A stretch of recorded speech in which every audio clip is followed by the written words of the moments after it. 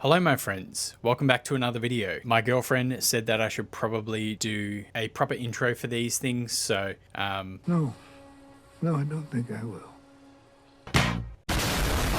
A24's latest horror film, Undertone.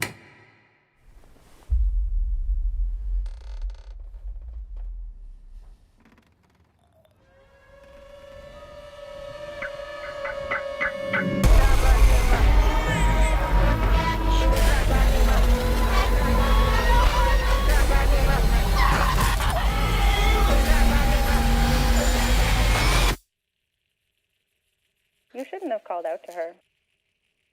It's what she wants. Feature-length debut of writer-director Ian Towson? I don't know, that's a hard word. And starring Nina Kiri. Nailed that one. I'm good at words. The movie follows Evie, a host of a paranormal podcast named with her co-host Justin. He's the believer, she's the skeptic. She lives in isolation while she looks after her dying mother in their family home, I believe. Little sidebar, when I say she's dying, like she's full vegetable, I'm not saying Evie should hit her with the old pillow trick.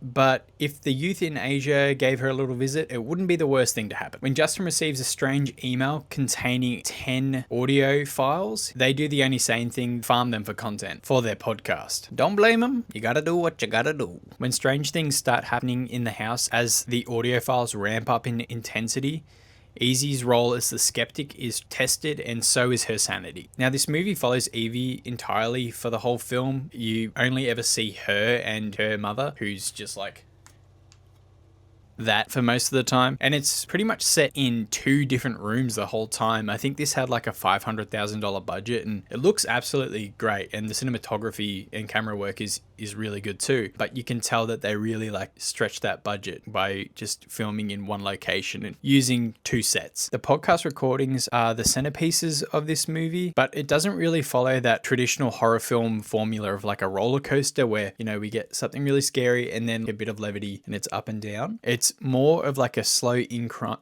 I think that's right. This is more a film that minute by minute just ramps in intensity, and it really worked well for me. It doesn't really give you a break, and I was on edge early on in this movie. I would say this is probably falls into the slow burn category. But for me, it did a really great job of engrossing you in the story and the podcast itself. Like, I was sitting there listening, like, I could probably listen to this. It also really did a great job of making you interested in the audio recordings and the mystery behind them. I will say, if you're not a fan of atmospheric horror, this probably isn't for you. There's not a bunch of jump scares to be found here. It's more like eerie feelings, slow pans, and stuff in the background. And it does rely heavily on the audio. I think you could almost watch this movie with your eyes closed and it would still be really scary. I was so anxious the entire movie. My heart was absolutely racing. And no, it wasn't because I had a full sugar vanilla Coke for the first time in forever. I can handle them. It does a really great job of drawing you into the audio by like slowly zooming into a shot and like slow pans. Also has these like really harsh cuts to black where you're just waiting for something to happen. There was even points in this movie where I was like looking away from the screens, like doing a little one of these, like because I wanted to like hear the audio better. I know what you're thinking. Alex, it just sounds like you were scared and you're looking away from the screen. Well, you'd be wrong. I wasn't scared. You better not be thinking that I was scared, because I wasn't. So this movie was pretty freaking scary. I saw it with my top G, my girlfriend. Big dog, let's go to work. And she was in like full horror movie defensive stance, like knees up on the chair, blocking her ears and doing a little like the window peek for the majority of this movie. I was hitting like more nonchalant I'm scared moves where I had the cap on and sort of pulled that bad boy down and sort of made myself into a little ball. I don't think anyone knew I was scared in the cinema. I was very subtle, one of my best traits amongst many. I did have like a little muscle spasm in my neck at some point, and I hit a little because I thought someone touched me, which is not ideal. It's probably, for me, one of the scarier movies I've seen in a while. It just really hit for me. I don't know why.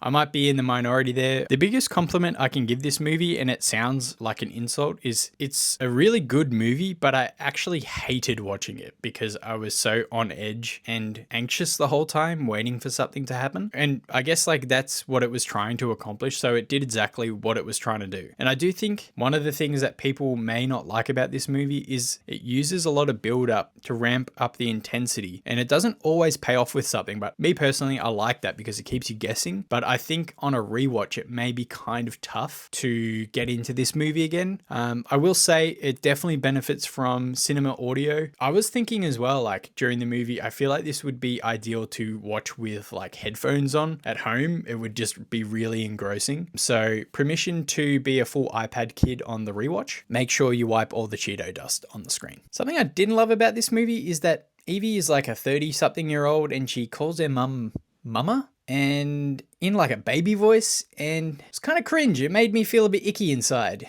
Mama, mama, mama, please, mama. Goo goo gaga. I want milk.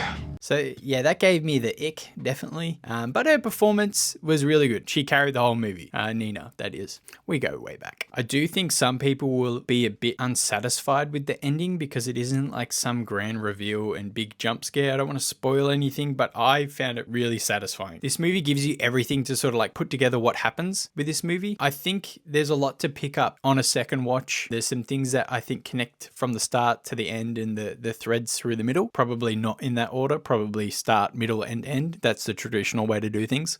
So in conclusion, really good movie. I really enjoyed it. Found it quite scary, very atmospheric. So if that's not for you, probably won't be up your alley, but definitely see it in the movies. Definitely worth your money. I would give it a go see it at the cinema out of 10. Yeah. Thanks for watching, guys. If you'd like to see me review more newly released films, like or do something, let me know somehow. I don't know. Do what you got to do. Send me a carrier pigeon with a note. But keep an eye out for more videos, guys. I'm going to be trying to churn out as much stuff as I can. And thanks for watching. Cheers.